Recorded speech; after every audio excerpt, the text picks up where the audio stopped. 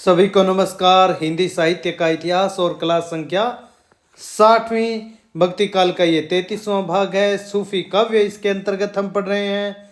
सूफी काव्य की आज ये अंतिम क्लास है, यानी कि निर्गुण भक्ति धारा इसी क्लास के साथ आज समाप्त होगी। सूफी रचनाओं का क्रम विस्तार से हमने सूफी रचनाओं को पीछे की क्लासों में पढ़ा है, लेकिन आज हम देखेंगे सूफी रचनाओं का क्रम संक्षेप में, भाषा, नायक नायिका आदि और अति विशेष तथ्य उन रचनाओं के विषय में जो अति महत्वपूर्ण तथ्य है वो आज हम देखेंगे। तो मैं आनंद पारिक और स्वागत करता हूं आपके अपने YouTube चैनल स्टडी फ्लाई पर। अगर आपको हमारी यह क्लास पसंद आए तो इसे दूर तक पहुंचाइए, ज़्यादा से ज़्यादा लाइक और चैनल को सब्सक्राइब कीजिए। तो चलिए आज हम देखते हैं सूफी रचनाओं का क्रम क्या क्रम है, और थोड़ा सा देखिए संक्षेप में इन रचनाओं के विषय में हम देख लेंगे। जो अति महत्वपूर्ण चीज़ें हैं, परीक्षाओं में कॉमन जो है पूछी जाती रहती हैं।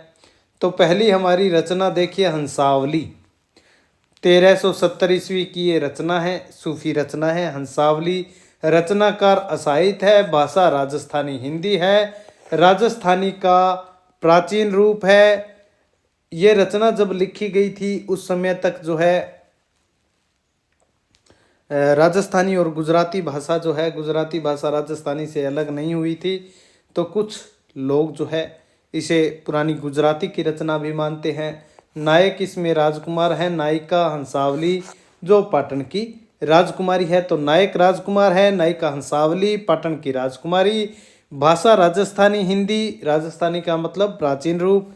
सूफी, प्रथम सूफी रचना मानने वाले विद्वान इसे, कुछ विद्वान हैं जो प्रथम सूफी रचना भी मानते हैं। Doctor Motilal Menaria, doctor Nagendra, doctor Ganapati Chandra Gupt. तो ये विद्वान हंसावली को प्रथम सूफी रचना भी मानते हैं। 1370 की है और कालक्रम के अनुसार सबसे पहले आती भी है।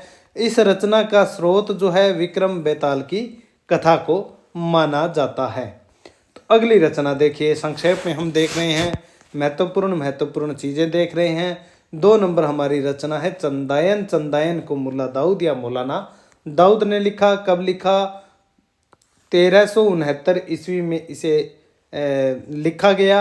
रचनाकार इसके मौलाना दाऊद या मुल्ला दाऊद। भाषा इसकी अवधी, हंसावली की जहाँ प्राचीन राजस्थानी भाषा थी वहीं चंदायन की भाषा है अवधी। नायक है लोर यानी कि लोरिक और नायिका है चंदा। चंदा के नाम पर ही चंदायन इसका शीर्षक है। विशेष तथ्य इसके बारे में यह है कि डॉक्टर राम कुमार वर्मा ने हिंदी सूफी काव्य की प्रथम रचना इसे स्वीकार की है। जो हिंदी सूफी काव्य परंपरा है उसकी प्रथम रचना चंदायन को स्वीकार किया है डॉक्टर राम कुमार वर्मा ने। तो यह मत भी होगा सर्वमान्य भी, अगर परीक्षा में पूछ लिया जाए तो चंदायन ही। हालांकि कालक्रम के अनुसार हंसावली पहले है, लेकिन ज़्यादा मान्य इसे ही माना जाता है। अवधी भाषा की ये रचना है। आगे चलिए, अगली जो रचना है वो है 3 नंबर रचना लखम सेन पद्मावती कथा। लखम सेन पद्मावती कथा 1459 ईस्वी की ये रचना है। कवि के अनुसार एक वीर कथा है। वीर कथा और प्रेम कथा जो है, आरंभिक जो सूफी काव्य है उनमें वीर कथा के रूप में भी इन्हें प्रस्तुत किया गया है। 1459 ईस्वी इसका रचनाकार है। रचना काल है। रचनाकार कौन है? रचनाकार है दामोदर। भाषा इसकी भी राजस्थानी है, हंसावली की भी राजस्थानी थी। तो दूसरी राजस्थानी की ये रचना हम देख रहे हैं। इसके बीच में जो है चंदायन हमने देखी जो अवधी भाषा की रचना थी। नायक है लक्ष्मण सेन और नायिका है पद्मावती।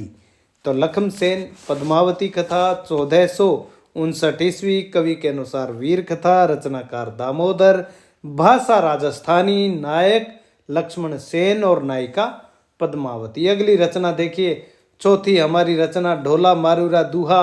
आदिकालीन लौकिक साहित्य में भी इसे पढ़ा जाता है, लेकिन कुछ विद्वान इसे स्थान दे देते हैं प्रेम काव्य के अंतर्गत भी।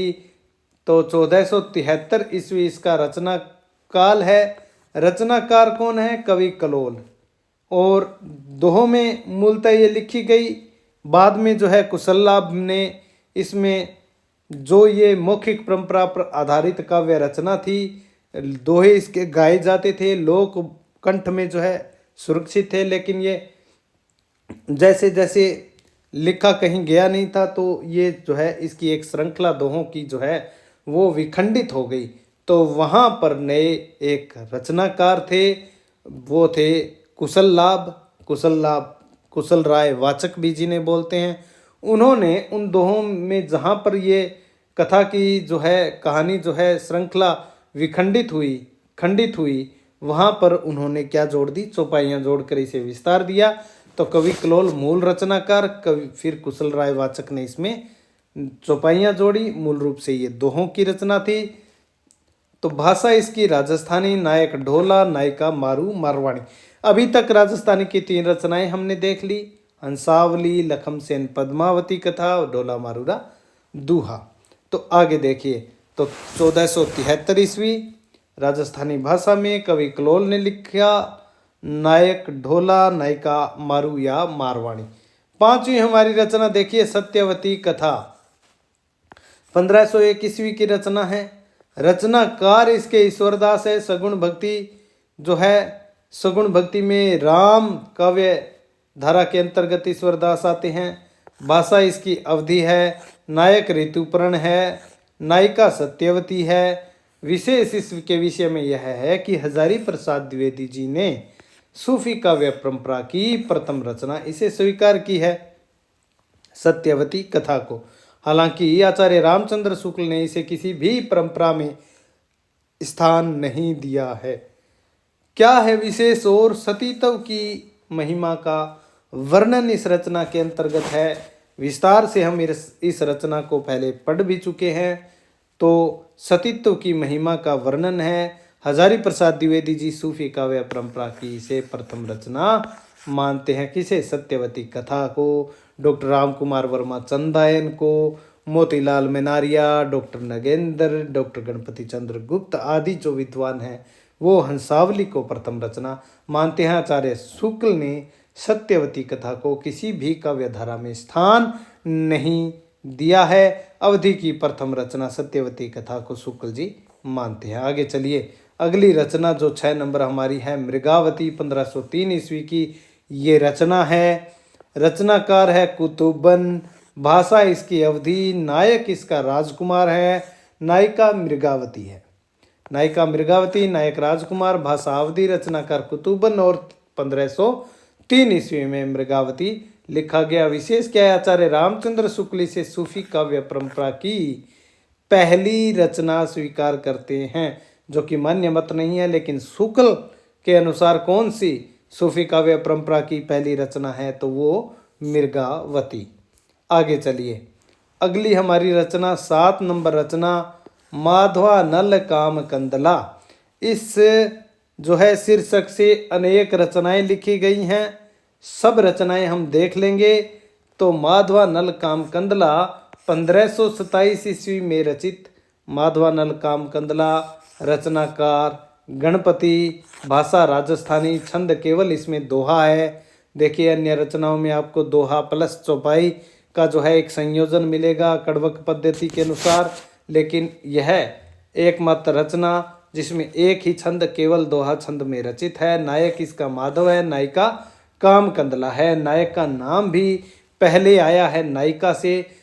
हमने सूफी काव्यों की विशेषता एक देखी कि जो काव्य का शीर्षक है, काव्यों का नाम है, वो ज़्यादातर जो है वो नायिका के नाम पर है। लेकिन यहाँ पर जो है पहले नायक का नाम है माधवा नल काम कंदला।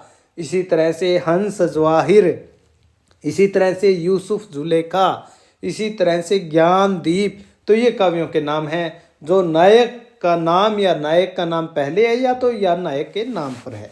तो आगे चलिए, अगली रचना है पद्मावत। 8वीं हमारी रचना पद्मावत, 1540 ईस्वी। रचनाकार जायसी। भाषा अवधि, ठेठ अवधि, ग्रामीण अवधि है जायसी की। जहाँ तुलसी की अवधि जो है संस्कृत निष्ठ अवधि है, वहीं पर जायसी की ठेठ अवधि, ग्रामीण अवधि में जायसी ने इस रचना को लिखा। डॉक्टर बच्चन सिंह ने इसकी अवधि को अवधि का अर्गान, अवधि की सुगंध इसमें से जो है बच्चन सिंह कहते हैं कि इसका जो कुछ पढ़ेंगे, जो कुछ जानेंगे, अवधि की सुगंध जो है हर तरफ इस काव्य में आएगी। नायक रतन सेन है, नायिका पद्मावती है, दोहा चौपाई शैली में है। 7 चौपाइयों के बाद जो है दोहा रखा गया है। तो नायक रतन सेन चित्तौड़ का शासक है रावल शाखा का, और नायिका पद्मावती सिंहल द्वीप के शासक नरेश गंधर्व सेन की पुत्री है पद्मावती। दोनों का जो है, दोनों के माध्यम से कवि ने जो है लौकिक प्रेम के माध्यम से जो है पारलौकिक प्रेम की गाथा इसमें कही है। तो पद्मावत 1540, रचनाकार जायसी, भाषा अवधि ठेठ अवधि है इसकी, ग्रामीण अवधि। डॉक्टर बच्चन सिंह ने इसकी अवधि को अवधि का अर्गान कहा है। दोहा चौपाई शैली में 7 चौपाइयों के बाद जो है दोहा रखा गया है। नायक रतन सेन और नायिका पद्मावती। मधुमालती के विषय में देखिए, 9 नंबर हमारी रचना मधुमालती 1545 ईस्वी में ये रचना जो है लिखी, और रचनाकार इसके थे मंझन। मंझन भाषा इसकी अवधि, पद्मावती की तरह इसकी भाषा भी अवधि, पद्मावत की तरह। रचनाकार मंझन, मधुमालती 1545 ईस्वी। नायक है मनोहर और नायिका मधुमालती। तो मधुमालती के नाम पर ही काव्य का नाम यहाँ पर रखा गया है। अगली हमारी रचना है माधवानल कामकंदला, चौपाई 1 हम माधवानल कामकंदला गणपति की भी देख चुके हैं। माधवानल कामकंदला चौपाई 1556 ईस्वी। रचनाकार कुशल लाभ, भाषा राजस्थानी, नायक माधव और नायिका कामकंदला। नायक नायिका वही रहेंगे, और वही जो है आख्यान से, उसी आख्यान को लेकर जो है विभिन्न रचनाकारों ने इस शीर्षक से रचना की है। तो कहानी तो वही है। तो आगे चलिए, अगली रचना देखिए, प्रेम विलास प्रेम लता की कथा 11वीं रचना है। 1556 ईस्वी की यह रचना है। रचनाकार जैन श्रावक जटमल है इसके, भाषा राजस्थानी है, दोहा चौपाई शैली में है। और इसका आरंभ जो है कवि ने, विशेष बात यह है कि इसका आरंभ कवि ने जैनाय नमे से किया है। आगे देख लेंगे वो भी। अगली हमारी रचना देखिए, 12वीं हमारी रचना रूप मंजरी 1568 ईस्वी। रचनाकार नंददास, अष्टछाप के कवि हैं। अष्टछाप में उम्र में सबसे छोटे कवि नंददास, काव्यत्व की दृष्टि से सबसे महत्वपूर्ण कवि नंददास। भाषा इनकी ब्रज भाषा है। कृष्ण भक्ति काव्य जो है वो लगभग सारा ब्रज भाषा में ही लिखा गया है। नायक कृष्ण है, नायिका रूप मंजरी। नायिका का विवाहित होकर भी कृष्ण को उपपति मानने की कथा इसमें है। इसकी नायिका जो है वो पहले से ही विवाहित है, और उसने जो है कृष्ण को उपपति माना, और इसी से संबंधित ये कथा है। इससे पहले एक काव्य और भी है जिसकी नायिका पहले से विवाहित है, वो काव्य है चंदायन। चंदायन की नायिका जो है लोर से प्रेम करने से पहले, लोर या लोरिक जो नायक है उसके साथ भाग जाती है, लेकिन वो उससे पहले विवाहित भी है। आगे अगली रचना देखिए, माधवानल कामकंदला 13वीं रचना देखिए। कालक्रम के अनुसार हम इन रचनाओं को देख रहे हैं, और माधवानल कामकंदला अभी तक हम दो देख चुके हैं। माधवानल कामकंदला चौपाई में बड़े सिद्धहस्त थे कुशल लाभ, और 1556 ईस्वी की वो राजस्थानी भाषा की रचना थी। एक माधवानल कामकंदला गणपति द्वारा रचित, हमने जो केवल दोहा छंद में थी वो देखी। ये है माधवानल कामकंदला 1584 ईस्वी। रचनाकार इसके है आलम, और इसकी भाषा अवधि है। अभी तक माधवानल कामकंदला दोनों की भाषा हमने राजस्थानी देखी। ये जो है माधवानल कामकंदला 1584, रचनाकार आलम वही माधव और कामकंदला का जो कथानक लिया, और आलम ने अवधी भाषा में एक रचना लिखी 1584 ईस्वी में। नायक माधव, नायिका कामकंदला, बहुत ही प्रसिद्ध ये रचना है। आगे देखिए, आगे जो रचना है वो है छिताई वार्ता। छिताई वार्ता 14वीं हमारी रचना, 1590 ईस्वी की ये रचना है। रचनाकार नारायण दास है। भाषा राजस्थानी मिश्रित ब्रज भाषा है। नायक ढोल समुद्रगढ़ या द्वार समुद्र का राजकुमार समर सिंह करके एक नायक है।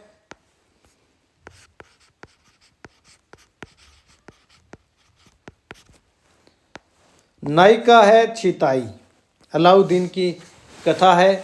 अलाउद्दीन खिलजी जो है छिताई को प्राप्त करने के लिए जो है अपहरण किया जाता है, प्राप्त करने के लिए बेचैन है, और जो वो राघव चेतन है उसकी सहायता से अपहरण किया जाता है, और बाद में जो है इसी तरह से ये समर सिंह इसका नायक है, और ये कुशल वीणा वादक भी है। अगली हमारी रचना देखिए। अगली रचना 15वीं रचना चित्रावली 1613 ईस्वी। रचनाकार उस्मान गाजीपुर वाला। भाषा अवधी, नायक सुजान, नायिका चित्रावली। तो चित्रावली बहुत ही महत्वपूर्ण रचना, अवधी भाषा में, दोहा चौपाई शैली में। चित्रावली 1613 ईस्वी। रचनाकार उस्मान, भाषा अवधी, नायक सुजान, नायिका चित्रावली। और 16वीं हमारी रचना रस रतन पुहोकर कवि 1618 ईस्वी। रचनाकार पुहोकर कवि। भाषा इसकी भी अवधि, नायक सोम, नायिका रंभा। तो बाकी विस्तार से हम पढ़ ही चुके हैं इन्हें रचनाओं को। अगली हमारी रचना देखिए 17वीं रचना ज्ञानदीप 1619 ईस्वी। रचनाकार शेख नबी। भाषा अवधि, नायक राजा ज्ञानदीप, नायिका देवयानी या देवजानी। शुक्ल जी ने देवजानी लिखा है। यहाँ भी क्या है, नायक का नाम पहले है। काव्य में नायक का नाम पहले है, और नायक के नाम पर ही काव्य का नाम है राजा ज्ञानदीप। इसी तरह से एक रचना पहले हमने देखी थी माधवानल काम कंदला, वो भी माधव उसका नायक है और माधव का नाम ही पहले है। इसी तरह से नल दमयंती भी है। नल दमयंती के नाम से भी, शीर्षक से भी अनेक जो है आख्यान लिखे गए।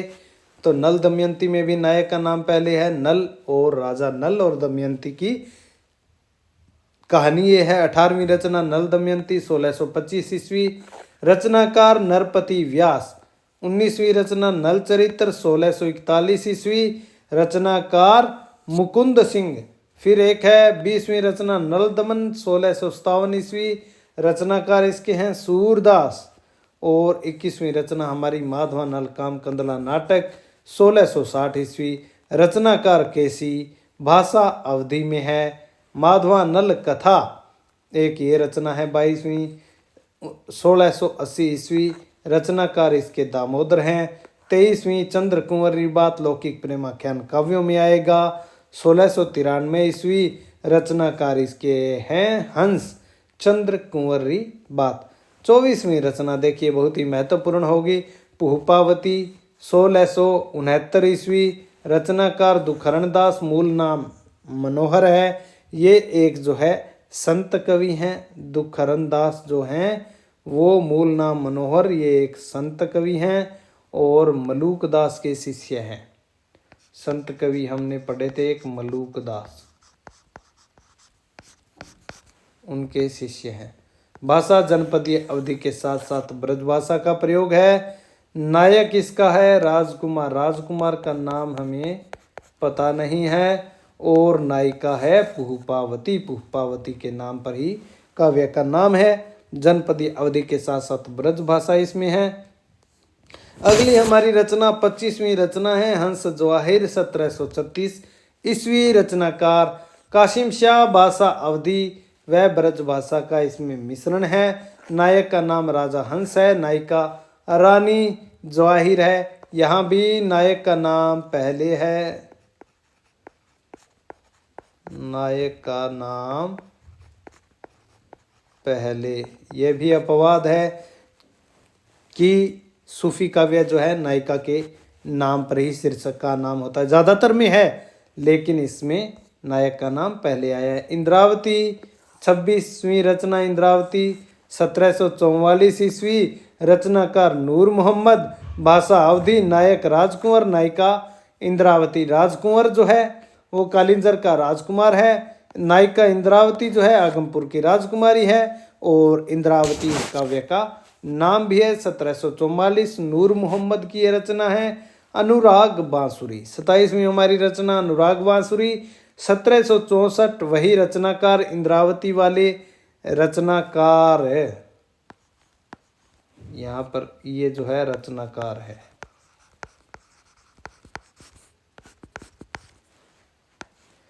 नूर मोहम्मद रचनाकार। भाषा अवधि संस्कृत मिश्रित अवधि है। यत्र तत्र ब्रज भाषा की शब्दावली भी है। तत्व ज्ञान से संबंधित यह रचना है। नायक अंतःकरण, नायिका सर्वमंगला। विशेषता क्या है इसकी? चौपाई के बाद जो है दोहा न लिखकर बरबे लिखा है। अभी तक हमने काव्य देखे कि जैसे चौपाई आ गई, 5 या 7 चौपाई के बाद में क्या रखा गया? दोहा रखा गया। 5-7 पहले चौपाइयां, फिर दोहा, इसे बोलते हैं कड़वक पद्धति। अब यहाँ पर क्या हुआ है? 5-7 चौपाइयों के बाद कवि ने दोहा छंद नहीं लिखा है बल्कि बरवे लिखा है। तो इसकी विशेषता है अनुराग बांसुरी की कि चौपाइयों के बाद दोहा न लिखकर बरवे छंद जो है वो कवि के द्वारा लिखा गया है। एक रचना माधवानल कामकंदला हमने देखी गणपति की, वो केवल दोहा में है। अगली रचना देखिए, 28वीं हमारी रचना है माधवानल कामकंदला चरित। ये 1752 ईस्वी की रचना है। ऊपर वाली 1764 क्रम के अनुसार ये पहले आनी चाहिए थी। रचनाकार बोधा, रीतिकालीन रीति मुक्त काव्य के जो है कवि हैं बोधा। भाषा अवधि नायक माधव, नायिका कामकंदला। विशेष क्या है इसके बारे में? यह रचना विरह वारिस जो बोधा की रचना है उसी को माधवानल कामकंदला चरित जो है वो कहा जाता है। अगली हमारी रचना है उषा चरित्र। उषा अनिरुद्ध का जो कथानक है उसे लेकर उषा चरित्र लिखी गई है 1780 ईस्वी में। उषा चरित्र रचनाकार इसके हैं जनकुंज मधुमालती। एक मधुमालती मंझन द्वारा लिखी गई है। एक 1780 ईस्वी में रचनाकार चतुर्भुज दास इसके माने जाते हैं। 31वीं रचना जो है यूसुफ जुलेखा, 1790 ईस्वी में ये रचना लिखी गई है। रचनाकार शेख निसार हैं। भाषा जनपदीय अवधि है। नायक यूसुफ, नायिका जुलेखा। काल्पनिक नहीं है। यूसुफ का जो है उल्लेख कुरान के 12वें सूरे में आया है। वही यहाँ जो है कुरान वाला यूसुफ ही यहाँ नायक यूसुफ है। यूसुफ और जुलेखा, नायक यूसुफ, नायिका जुलेखा। यहाँ भी काव्य में नायक का नाम पहले आया है। नायक का नाम पहले, तो ये काव्य भी अपवाद होगा। यूसुफ जुलेखा 1790 ईस्वी। रचनाकार शेख निसार। भाषा जनपदीय अवधि नायक यूसुफ, नायिका जुलेखा। अगली रचना देखिए नल दमयंती चरित्र 1796 ईस्वी और रचनाकार सेवाराम। 33वीं रचना उषा अनिरुद्ध। नल दमयंती, उषा अनिरुद्ध, माधवा नल कामकंदला, ये ऐसे जो है कथानक है जिन्हें लेकर अनेक कवियों ने कई जो है प्रेमाख्यान काव्य लिखे। उषा अनिरुद्ध 1829 ईस्वी। रचनाकार जीवन दास नागर। भाषा अवधि, अब जो है हम रीतिकाल के भी अंतिम पड़ाव में आ गए हैं। ये रचनाएं जो हैं वो है तो सूफी रचनाएं लेकिन लिखी गई हैं रीतिकाल के अंतिम समय तक हम आ चुके हैं। और 34वीं रचना उषा अनिरुद्ध 1831 ईस्वी। रचनाकार मुरली दास। भाषा अवधि, ये रीतिकालीन जो है समय की सूफी रचनाएं हैं अब जो हम देख रहे हैं। और उसके बाद में आधुनिक काल की भी आएंगी। 35वीं उषा अनिरुद्ध 1837 ईस्वी। रचनाकार इसके रामदास। भाषा अवधि 36वीं रमन शाह छबीली भटियारी कथा लौकिक प्रेमाख्यान के अंतर्गत। रचना काल 1848 ईस्वी से पूर्व रचित यह रचना है। रचनाकार अज्ञात हैं, पता नहीं है इसके रचनाकार का कौन है। आगे देखिए 37वीं हमारी रचना है प्रेम दर्पण 1917 ईस्वी। रचनाकार नसीब। तो प्रेम कथा है, ये भी एक यूसुफ जुलेखा के समान। यूसुफ जुलेखा के समान ये भी एक प्रेम कथा है।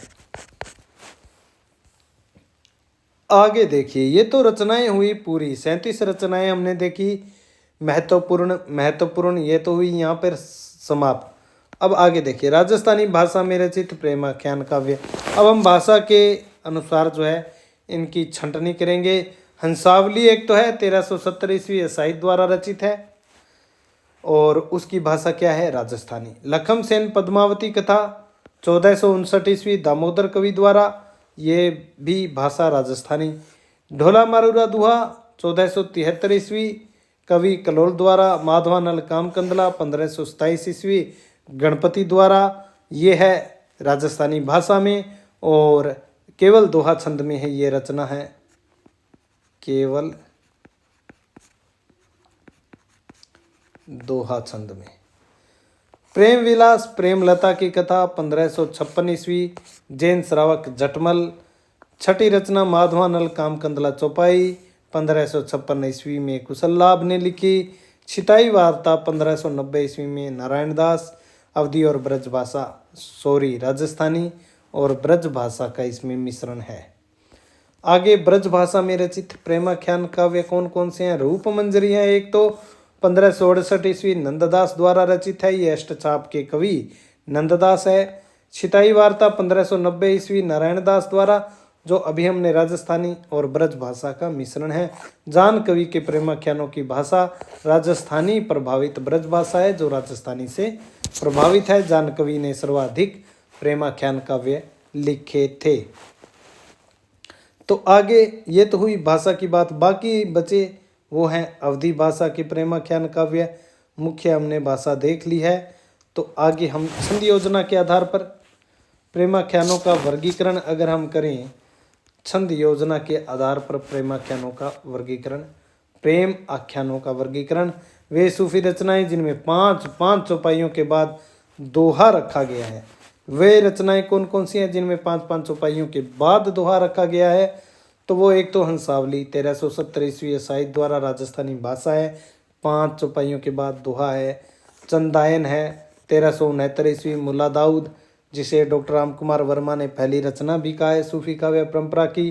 अवधी भाषा है, पांच अर्दालियों के बाद यानी कि चौपाइयों के बाद दोहा लिखा है।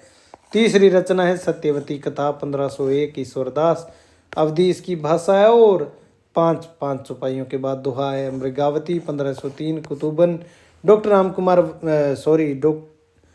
आचार्य रामचंद्र शुक्ल ने इसे प्रेमाख्यान काव्य का पहला ग्रंथ माना है। सत्यवती कथा को हजारी प्रसाद द्विवेदी जी ने माना है। चंदायन को डॉक्टर राम कुमार वर्मा ने माना है और मोतीलाल मेनारिया, डॉक्टर नगेंद्र, डॉक्टर गणपति चंद्र गुप्त आदि ने हंसावली को माना है और सबसे महत्वपूर्ण जो सर्वमान्य जो माना जाता है वो है चंदायन।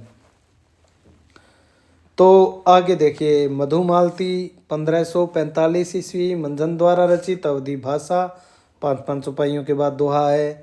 छठी रचना है माधवानल कामकंदला 1584 ईस्वी आलम द्वारा रचित, अवधी भाषा में 5 चौपाइयों के बाद दोहा है। इंद्रावती 1744 ईस्वी नूर मोहम्मद, अवधी भाषा में 5 चौपाइयों के बाद दोहा है। तो ये तो हुए 5 चौपाइयों के बाद दोहा वाले वे प्रेमाख्यान काव्य है जिनमें 7 चौपाइयों के बाद दोहा या दूसरा छंद यानी कि दोहा रखा गया है। वो काव्य कौन कौन से हैं? तो ये देखिए, इसमें है पद्मावत 1540 ईस्वी जायसी ने लिखा, अवधी ठेठ अवधी ग्रामीण अवधि में, यहाँ पर 7 चौपाइयों के बाद दोहा जो है जायसी ने लिखा है। दूसरी रचना चित्रावली 1613 ईस्वी उस्मान ने लिखी, अवधी भाषा में है, यहाँ भी 7 चौपाइयों के बाद दोहा इन्होंने लिखा। तीसरी रचना हंस जवाहिर 1736 ईस्वी कासिम शाह द्वारा रचित, अवधी भाषा में, यहाँ भी 7 चौपाइयों के बाद दोहा हमें देखने को मिल जाता है। अब कुछ ऐसे काव्य भी हैं जिनमें ना 5 का नियम है ना 7 का, तो वह प्रेमाख्यान काव्य है जिसमें 9 चौपाइयों के बाद दोहा रखा गया है, तो वो है यूसुफ जुलेखा 1790 ईस्वी शेख निसार और अवधी भाषा की ये रचना है। इसमें कवि ने अपना ही क्रम रखा है दोहा लिखने का, तो वो है 9 चौपाइयों के बाद दोहा लिखा है। वह प्रेमाख्यान काव्य जिसमें केवल दोहा छंद का प्रयोग हुआ है माधवानल कामकंदला गणपति ने लिखा 1527 ईस्वी में राजस्थानी भाषा में, 5 चौपाइयों के बाद दोहा इसमें है। इसमें चौपाइयों का प्रयोग जो है बीच में नहीं किया है, केवल दोहा छंद में ही रचित यह काव्य है। और क्या विशेष बातें हैं? वो बातें हैं वह प्रेमाख्यान जिसमें 5-5 चौपाइयों के बाद बरबे रखा गया है। अनुराग बांसुरी है। फारसी अक्षरों में ये रचना जो है रचित है। अवधी भाषा, संस्कृत मिश्रित अवधी भाषा इसकी नूर मोहम्मद द्वारा रचित है। 1764 ईस्वी में भाषा संस्कृत मिश्रित अवधी। यहाँ वहाँ जो है ब्रज भाषा के शब्द भी हमें मिल जाते हैं। तो इसमें जो है 5-5 चौपाइयों के बाद बरबे छंद रखा गया है, ना कि दोहा। आगे चलिए, एक ही शीर्षक से रचित रचनाएं व उनके लेखक एक बार हम देख लेते हैं। माधवानल कामकंदला सर्वाधिक चर्चित शीर्षक और सबसे ज़्यादा रचनाएं इसी नाम से लिखी गई हैं। तो देखिए, माधवानल कामकंदला एक तो है पहली माधवानल कामकंदला, वो तो 1527 ईस्वी में राजस्थानी भाषा में गणपति द्वारा लिखी गई, केवल दोहा छंद में। वो है एक तो माधवानल कामकंदला। एक 2 नंबर माधवानल कामकंदला है, वो है माधवानल कामकंदला चौपाई 1556 ईस्वी में राजस्थानी भाषा में कुशल लाभ द्वारा रचित है। तीसरी माधवानल कामकंदला जो है वो 1584 ईस्वी में अवधी भाषा में आलम द्वारा रचित। इसमें नायक नायिका के केवल एक ही जन्म की घटना का वर्णन है, घटना वर्णित है। कौन से में? आलम वाले में। इसी शीर्षक से रचित अन्य रचनाओं में नायक नायिका के अनेक जन्मों की घटनाओं का वर्णन है। यानी कि माधवानल कामकंदला जो आलम वाली है 1584 ईस्वी में रचित, उसमें नायक और नायिका के केवल एक ही जन्म की घटना का वर्णन है। बाकी ऊपर की जो 2 है, इसमें नायक और नायिका के कई जन्मों की घटनाओं का वर्णन जो है वो किया गया है कवि के द्वारा। अगली देखिए, तीसरी चौथी रचना माधवानल कामकंदला नाटक 1660 ईस्वी में अवधी भाषा में केसी द्वारा रचित है। और 5वीं इसी शीर्षक से रचना जो है माधवानल कथा 1680 ईस्वी में दामोदर द्वारा रचित। तो माधवानल कामकंदला जो एक गणपति की है 1527 ईस्वी की, माधवानल कामकंदला चौपाई है 1556 ईस्वी में कुशल लाभ की, माधवानल कामकंदला है 1584 ईस्वी में आलम द्वारा अवधी भाषा में, माधवानल कामकंदला नाटक है अवधी भाषा में केसी के द्वारा 1660 ईस्वी में, माधवानल कथा है 1680 ईस्वी में दामोदर द्वारा रचित। तो ये तो बात हुई माधवानल कामकंदला शीर्षक से रचित रचनाओं में। इसमें आलम वाले में केवल नायक नायिका के एक जन्म की घटना है, बाकी जो अन्य में है नायक नायिका के अनेक जन्मों की घटनाओं का वर्णन है। और गणपति वाले में केवल दोहा छंद है। ये 2-3 बातें आपने विशेष रूप से ध्यान रखनी है। आगे देखिए, नल दमयंती, यह भी एक शानदार शीर्षक है, कथानक है, जिससे अनेक कवियों ने इसे आधार बनाकर कथा लिखी। नल दमयंती कथा मूलतः महाभारत में मिलती है और इस प्रसिद्ध आख्यान को लेकर अनेक हिंदी कवियों ने प्रेम कथाओं की रचना की है। और कौन कौन सी है वो कथा? नल दमयंती जाह्नवी द्वारा रचित है, चर्चित है। नल दमयंती 1625 ईस्वी में नरपति व्यास द्वारा रचित रचना है नल दमयंती। नल चरित्र 1641 ईस्वी में मुकुंद सिंह द्वारा रचित। नल चरित्र या नल चरित्र है, मुकुंद सिंह द्वारा रचित नल चरित्र है। नल दमन या नल दमयंती कथा, ये जो है ये नल दमन यहाँ लिखेंगे हम,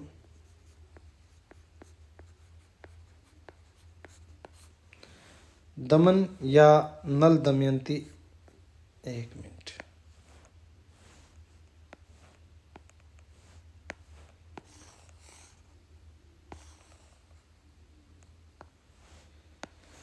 नल दमन नल दमयंती कथा 1657 ईस्वी में सूरदास द्वारा रचित। सूरदास सूफी कवि थे, सूरदास संत कवि भी थे। और सूरदास एक जो है कृष्ण भक्ति काव्य परंपरा के अंतर्गत अष्टछाप के कवि भी हैं, जो वल्लभाचार्य के शिष्य हैं। तो नल दमन नल दमयंती कथा 1657 ईस्वी में सूरदास द्वारा रचित सूफी काव्य, सूफी कवि हैं सूरदास, उनके द्वारा रचित। नल दमयंती चरित्र नाम से एक काव्य लिखा गया 1796 ईस्वी में सेवाराम द्वारा रचित है। तो ये नल दमयंती शीर्षक से इतने काव्य जो हैं वो लिखे गए। कथा नल दमयंती जानकवि, नल दमयंती नरपति व्यास, नल चरित्र मुकुंद सिंह, नल दमन नल दमयंती कथा सूरदास, नल दमयंती चरित्र सेवाराम। आगे देखिए उषा अनिरुद्ध, ये भी एक शीर्षक है। उषा चरित्र लिखा गया 1780 ईस्वी में जनकुंज द्वारा। उषा अनिरुद्ध 1829 ईस्वी में जीवनदास नागर द्वारा लिखा गया। उषा अनिरुद्ध नाम से एक काव्य 1831 ईस्वी में मुरलीदास के द्वारा भी लिखा गया। उषा अनिरुद्ध नाम से एक काव्य 1837 ईस्वी में रामदास द्वारा भी लिखा गया। चारों की चारों अवधि भाषा और दोहा चौपाई शैली में रचित हैं। अब कुछ अन्य विशेष महत्वपूर्ण तथ्य सूफी काव्यों के विषय में। वह सूफी काव्य जिसमें कामदेव की स्तुति कवि ने सर्वप्रथम की है। माधवानल कामकंदला 1525 ईस्वी गणपति द्वारा राजस्थानी भाषा में केवल दोहा छंद में सबसे पहले कवि ने कामदेव की स्तुति इसमें की है सर्वप्रथम। दूसरी जो महत्वपूर्ण बात है वह सूफी काव्य जिसमें विरह की सभी दशाओं का मार्मिक चित्रण हुआ है।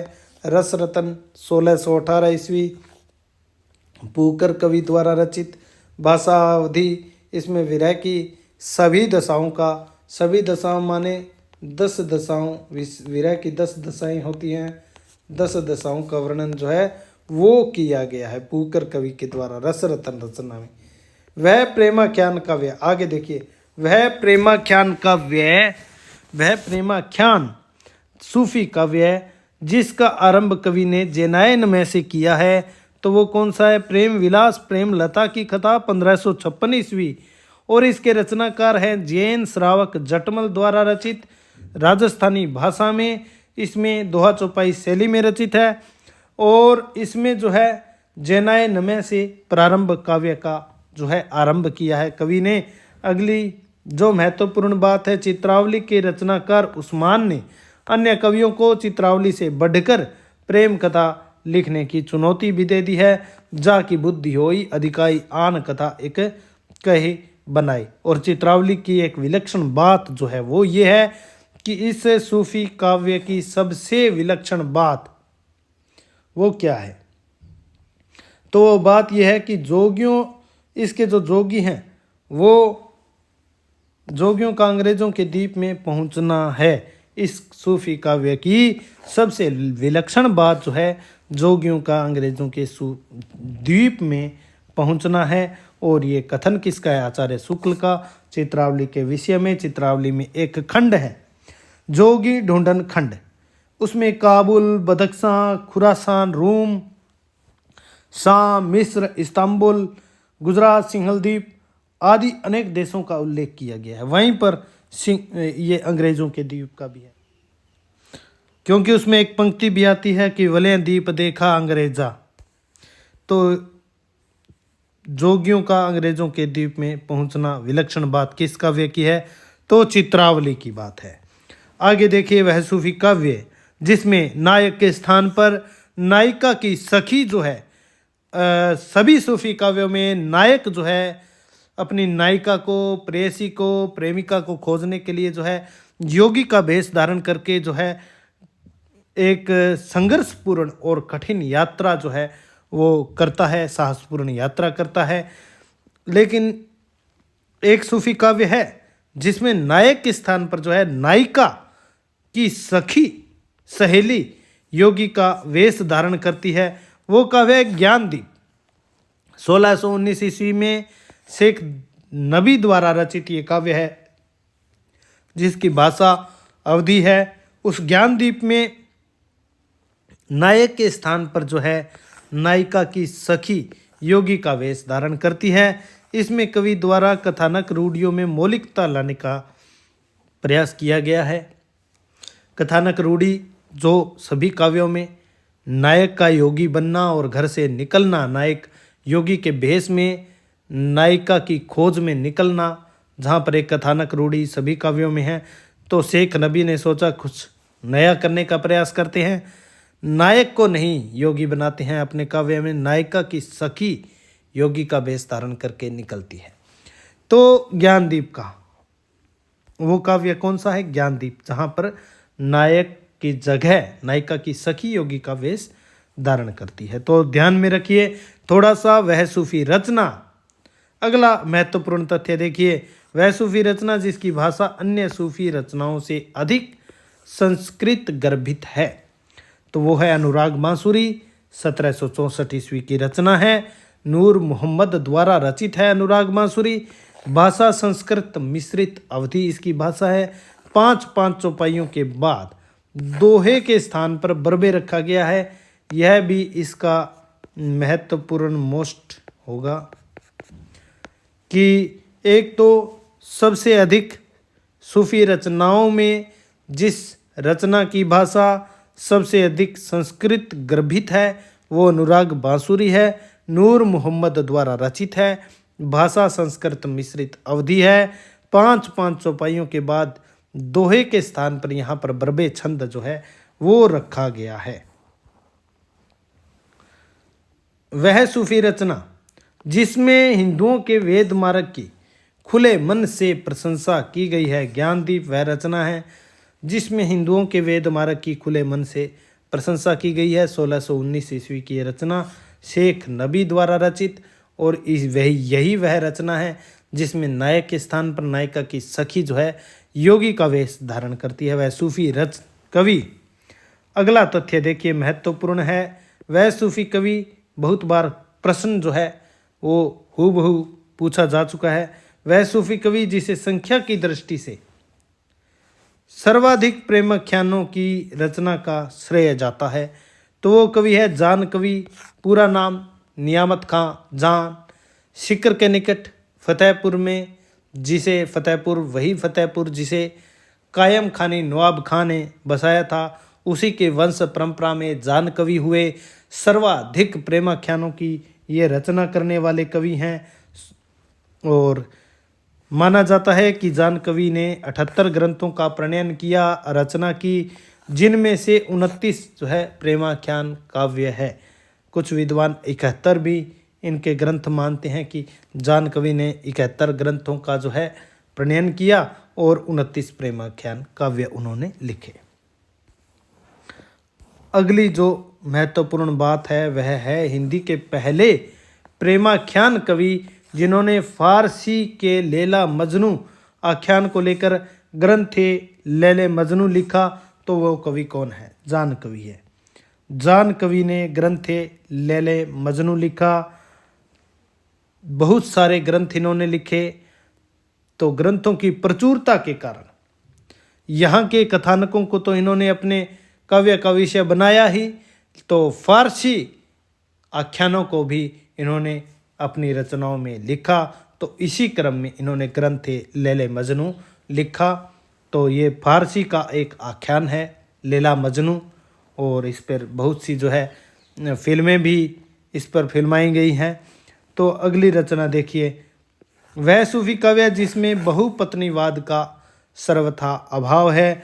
तो बहुत ही महत्वपूर्ण ये आपके लिए तथ्य होगा, वो है मधुमालती। मधुमालती 1545 ईस्वी में मंझन द्वारा लिखित अवधी भाषा में, इसकी अवधि में भी वही मिठास है जो जायसी की अवधि में है। और यह कहा गया है मधुमालती की भाषा के विषय में बच्चन सिंह के द्वारा।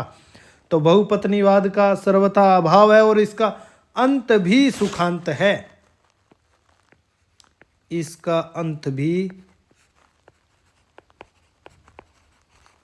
सुखांत है। इसका अंत भी सुखांत है। अब अगला तथ्य जो महत्वपूर्ण है, वह सूफी कवि जिसे अवधि में रचना करने के कारण मुसलमानों के उपालंब का सामना करना पड़ा, तो वो कवि है नूर मोहम्मद। इंद्रावती में अवधि में लिखा, तो इन्हें जो है मुसलमानों ने ताना दिया, उपालंब दिया कि तुम मुसलमान होकर भी हिंदी में लिखने के लिए क्यों गए। तो इन्होंने अनुराग बांसुरी में जगह जगह पर इंद्रावती के बाद अगली रचना जो इन्होंने लिखी वो थी अनुराग बांसुरी। तो अगली रचना में इन्होंने सफाई दी कि जानत है यह सिरजनहारा जो कछुमन मरम है हमारा, हिंदू मग पर पाँव न राखूं का जो बहुते हिंदी भाखूं। तो इस तरह से इन्होंने जो है अपने जो अवधि में हिंदी में इन्होंने रचना की, उस पर उपालंब मिलने पर इन्होंने जगह जगह पर अपने मुसलमान होने की दुहाई दी अपनी अगली रचना अनुराग बांसुरी में। और क्या है आगे देखिए। अन्य महत्वपूर्ण तथ्यों में हम देखेंगे कि शुक्ल जी के अनुसार शेख नबी से ही प्रेम मार्गी सूफी कवियों की प्रचुरता की समाप्ति समझनी चाहिए। और इसके विषय में शुक्ल जी का कथन भी है। शेख नबी जिन्होंने ज्ञानदीप लिखी, हालांकि वो कथन क्या है, हालांकि इसके प्राचुर्य काल के बाद भी कुछ दिनों तक समय समय पर उस शैली की रचनाएं थोड़ी बहुत होती रहती हैं पर उनके बीच कालांतर भी अधिक रहता है और जनता पर उनका प्रभाव भी वैसा नहीं रह जाता जैसे उसके उत्कर्ष के काल में होता है। वैसा बाद में जनता पर प्रभाव, मतलब कि प्रचुरता की समाप्ति समझनी चाहिए शेख नबी से, जिन्होंने ज्ञानदीप लिखी। किसकी?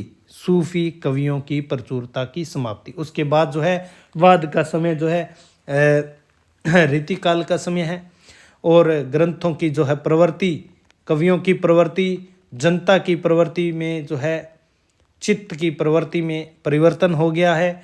यहाँ पर सूफी काव्य आगे के समय में अधिक नहीं लिखे गए हैं। शुक्ल जी का कहना है कि हालांकि कुछ कुछ लिखे गए हैं लेकिन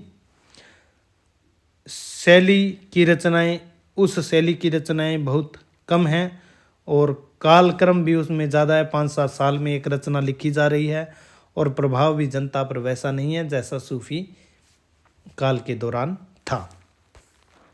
अतः शेख नबी से प्रेम गाथा परंपरा की समाप्ति समझनी चाहिए, शुक्ल जी का ये कथन है। इसी कथन के आगे ये शुक्ल जी ने लिखा है, मैंने यहाँ अलग लिख दिया है, कोई बात नहीं।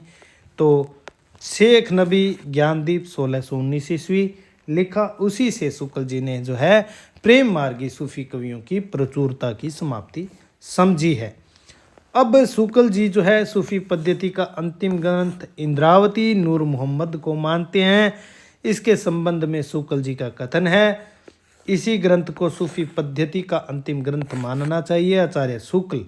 और उनका है सूफी आख्यान काव्यों की, सूफी आख्यानों नहीं है, शुक्ल जी ने लिखा है सूफी आख्यान काव्यों की अखंड परंपरा की यही समाप्ति मानी जा सकती है। आचार्य शुक्ल नूर मोहम्मद के विषय में इनके इंद्रावती को लेकर इन्होंने कहा कि सूफी आख्यान काव्यों की अखंड जो परंपरा बह रही थी उसकी यही समाप्ति मानी जा सकती है। किससे? इंद्रावती से। तो और प्रचुरता की समाप्ति इन्होंने मानी ज्ञानदीप से। सूफी और क्या महत्वपूर्ण तथ्य है, सूफी काव्य परंपरा में आराध्य को प्राय प्रेमिका के रूप में देखा जाता है। आराध्य जो है वो प्रेमिका है और प्रेमिका के रूप में आराध्य को देखता है साधक। सूफियों का प्रिय अलंकार क्या है? समासोक्ति है। सूफियों का प्रिय अलंकार समासोक्ति है और शुक्ल जी ने तो पद्मावत को समासोक्ति काव्य कहा भी है। सूफियों का रहस्यवाद जो है वो भावनात्मक रहस्यवाद है, जिस प्रकार से संतों का रहस्यवाद ज्ञानात्मक रहस्यवाद है, वैसे ही सूफियों का रहस्यवाद भावनात्मक रहस्यवाद है। जब पारलौकिक सत्ता का वर्णन उसके प्रति प्रेम की लौकिक शब्दावली में न व्यक्त कर सकें, वही जो है भावात्मक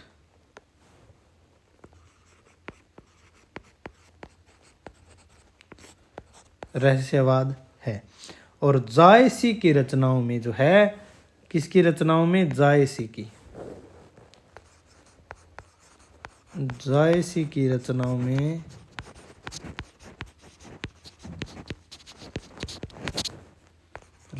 में सर्वाधिक भावात्मक रहस्यवाद की अभिव्यक्ति हुई है।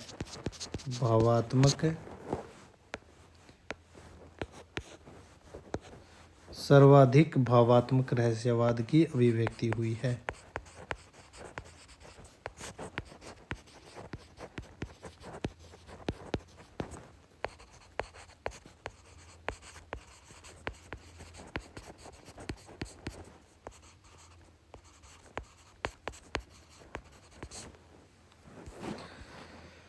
तो अन्य चीज़ें देखिए, अन्य धारा के भक्त कवियों द्वारा रचित प्रेमाख्यान काव्य तो सत्यवती कथा, ईश्वरदास 1501 सगुण भक्ति धारा के राम भक्त कवि रूप मंजरी हो गई। नंददास जो हैं सगुण भक्ति धारा के कृष्ण भक्त कवि। अष्टछाप के कवि थे प्रेम प्रकाश धरणीदास द्वारा रचित 16वीं शताब्दी में पूपावती दुखहरण दास, मूल नाम दुखहरण का मनोहर था। ये संत कवि थे, वह मलूक दास के शिष्य थे। इसी के साथ और क्या तथ्य हो सकते हैं, और देखिए नाम जो है वो नायिका के नाम पर मिलते हैं सभी प्रेमाख्यानों में, और ये प्रेमाख्यानों की विशेषता भी है। लेकिन इस परंपरा के अपवाद, जो नाम है वो सभी प्रेमाख्यानों के नाम जो है नायिका के नाम पर है, लेकिन कुछ इस परंपरा के अपवाद भी ग्रंथ है, जैसे कि ज्ञानदीप, जैसे कि हंस जवाहिर,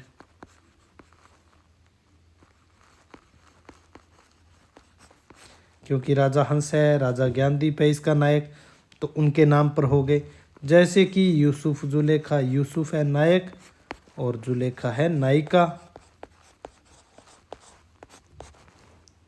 जैसे कि माधवानल काम कंदला, माधवानल काम कंदला। जैसे नल दमयंती, ये तो मुख्य मुझे याद है, बाकी आप और ढूंढिए कि ऐसा कोई और काव्य भी है क्या। और प्रेमाख्यान है जिनमें नायिका पहले से विवाहित भी है, विवाहित नायिका, वो देखिए आप, नायिका पहले से विवाहित जिन प्रेमाख्यानों में है वो है चंदायन, चंदा विवाहित है। समाज की मर्यादाओं को, मान्यताओं का चुनौती देती है, उनका उल्लंघन करती है, और वह लोरिक या लोर नायक जो है उसे प्रेम होता है और उसके साथ भाग खड़ी होती है। और एक है रूप मंजरी। अष्टछाप के कवि हैं नंददास द्वारा रचित है, मुल्ला दाऊद द्वारा रचित है, चंदायन। तो ये दो रचनाएं, अगर और कोई ध्यान में नहीं आ रहा मुझे ऐसा, तो ये दो तो ध्यान में है, बाकी आप ढूंढिए कुछ। और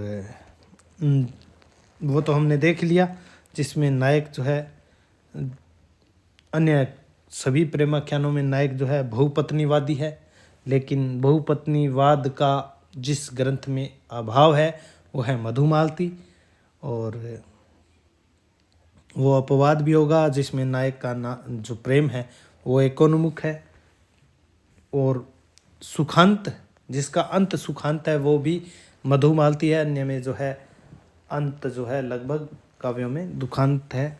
तो इसी के साथ इस क्लास को समाप्त करते हैं, और आज हमने जो है महत्वपूर्ण तथ्य सूफी प्रेमाख्यानों के विषय में देखे, रचनाओं का क्रम देखा, एक नज़र में सभी रचनाएं, रचनाकार और नायक नायिका भाषा इत्यादि को देखा।